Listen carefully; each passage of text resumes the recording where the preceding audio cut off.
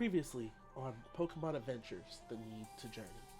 My dream of becoming a Pokemon trainer is finally a reality. Together with my partner Flora, I left Floroma Town to begin an adventure I'd been waiting for my whole life. But things didn't go quite as planned. We stumbled across Team Rocket in a poaching operation. Flora and I decided to engage, and just when things started to look rough, the Veilstone City gym leader Paul had to step in to save us. After helping rescue the captured Pokemon, Paul decided to travel with me to Professor Rowan's lab. After a quick stop in Jubilife City, my knowledge of Pokemon history earned me a Rotom phone. With Paul by my side, we continued our journey until the ocean breeze led us to Sand Gym Town. Now, with Professor Rowan's lab just up the road, my Pokemon adventure, the dream that I've had for years, is about to be a reality. We reach the lab right as night is about to fall. Walking inside, we find the professor waiting for us. He's stoic looking, but you could tell he has a heart for people and Pokemon alike. "Welcome to my lab," he says, looking at me. "And Paul, I'm glad you could make it." "Thank you, Professor. Thank you for allowing me to come see your lab," I said. Paul nodded, saying, "Professor, we need to talk." The professor nods and says, "Well, Kirby, this looks important. You're welcome to stay here tonight and explore the lab while Paul and I have our conversation. We can get you registered in the morning for the World Coronation Series."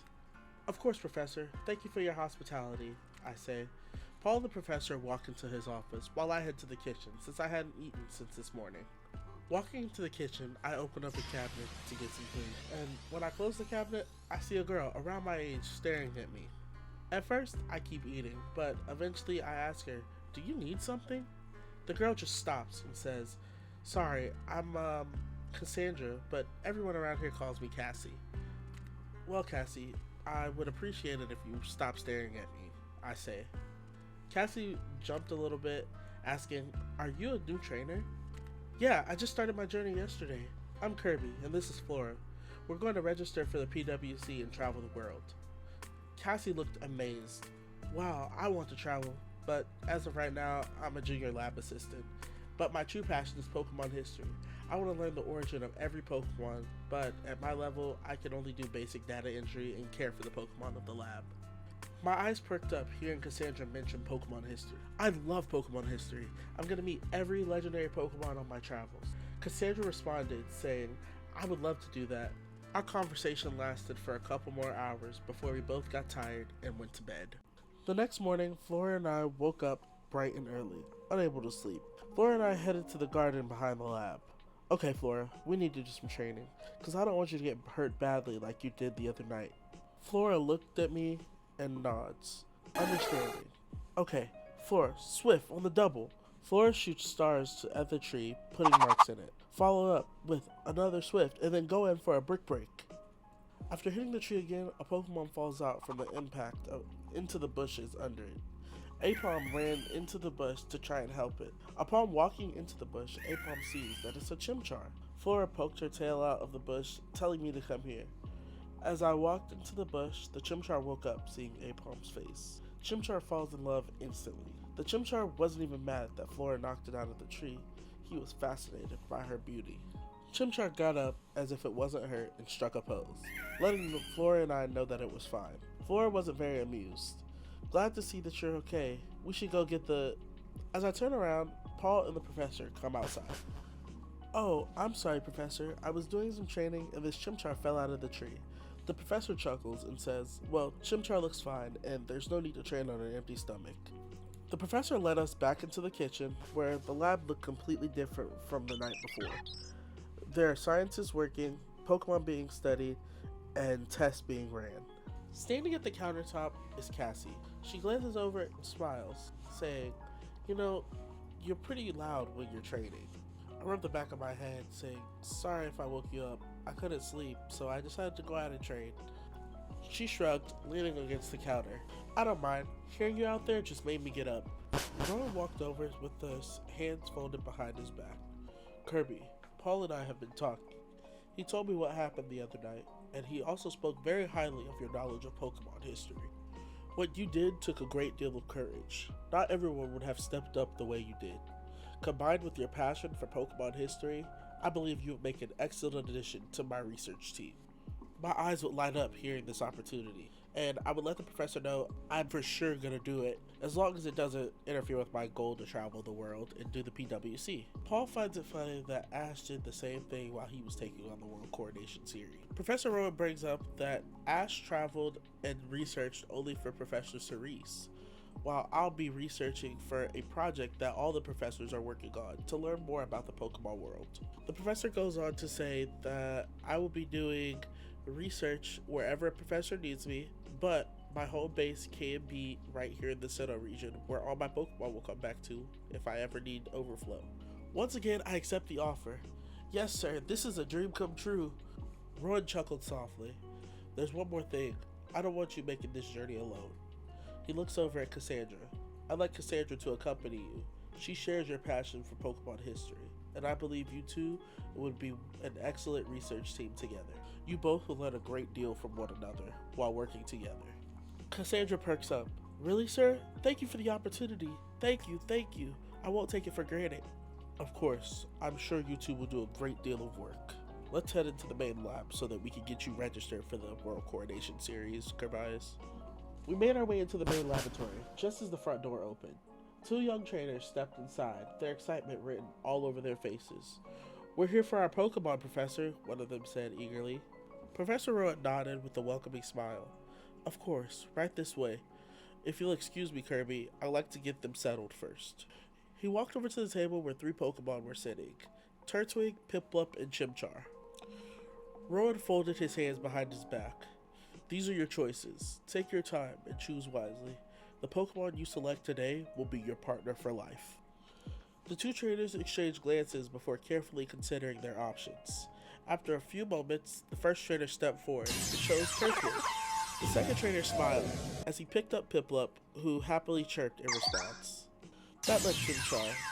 Little Firetype looked up from one trainer to the other before lowering its head, and its cheerful expression slowly faded. Flora runs over to the Chimchar, trying to cheer it up.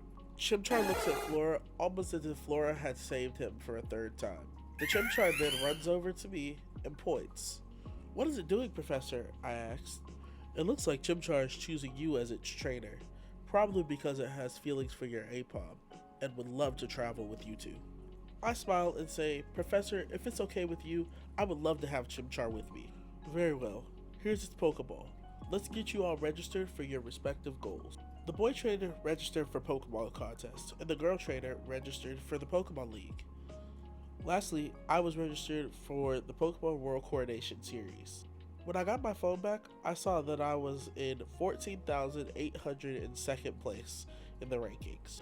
Since Ash became world champion, there has been a boom in the World Coronation Challenge every year, and luckily I registered early. The 2 trainers head out with their partners, and I decide to stick around waiting for my first task as a research assistant. While waiting, I look at Cassie and say, Cassie, do you have any Pokemon? Cassie tosses up a Pokeball, revealing a Shink. Shink growls, showing how fierce it can be.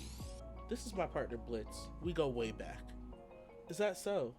Cassie, would you like to battle? Cassie looked unsure in the face. I don't know, I haven't battled much.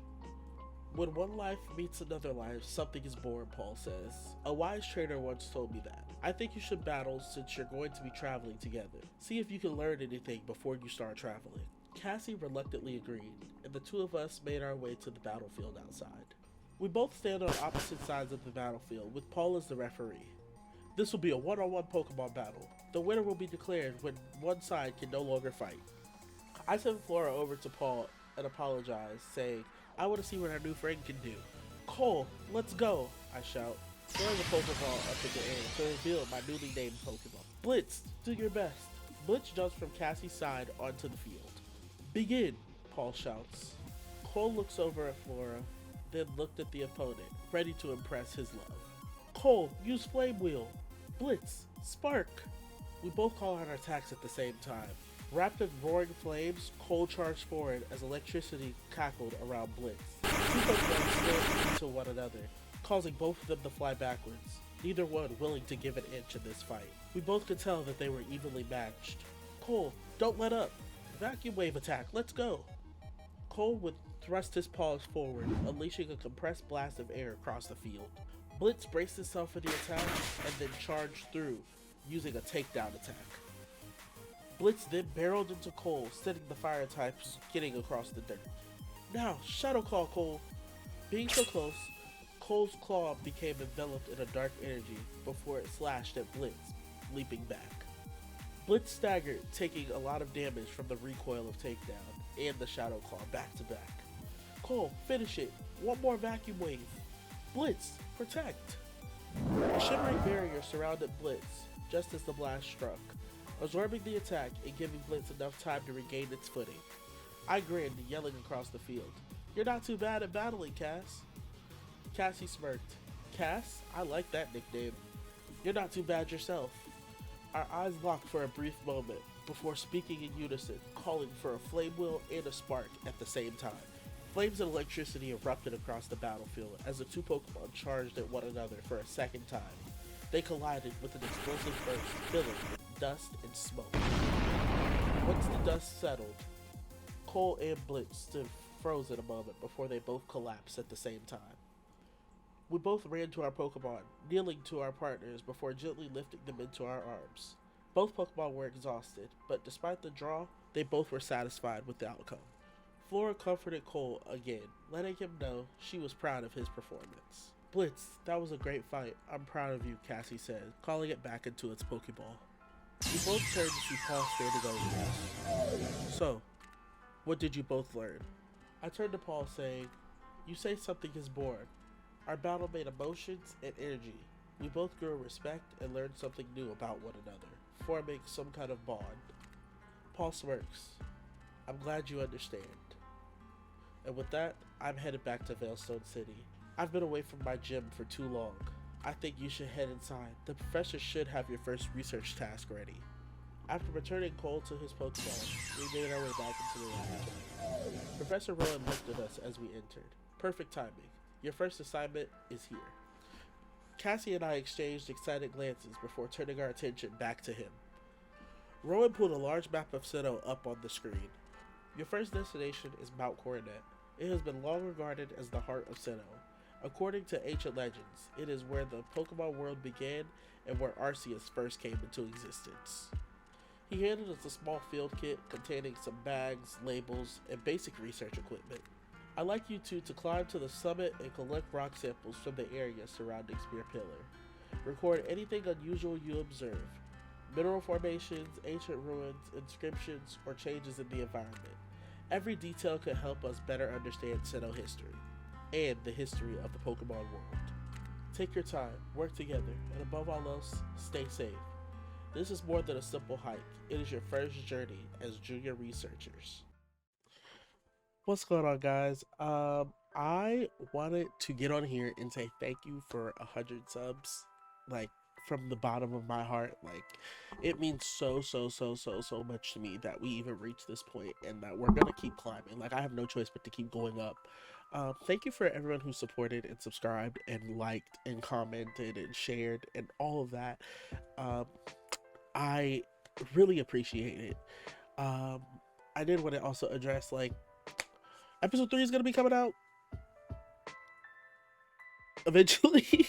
August is a really busy month. It's my birthday month. My birthday is this week. And then also I have Worlds. I'm going to Worlds for a day, but I'm also making a whole trip out of that, and I'm going to LA for before that. So it's like, it's a whole thing. But episode 3 is not, well, the production isn't finished. The script is written, but production isn't finished. So I'm working on it, but I do have a big one in store for you guys. I really appreciate the support. I really thank you guys. Don't forget to like, subscribe, comment your favorite part of the video, and what kind of expectations you have for the series. Or not expectations, kind of what you guys think is gonna happen. But you guys have a blessed one. Be safe, and bye.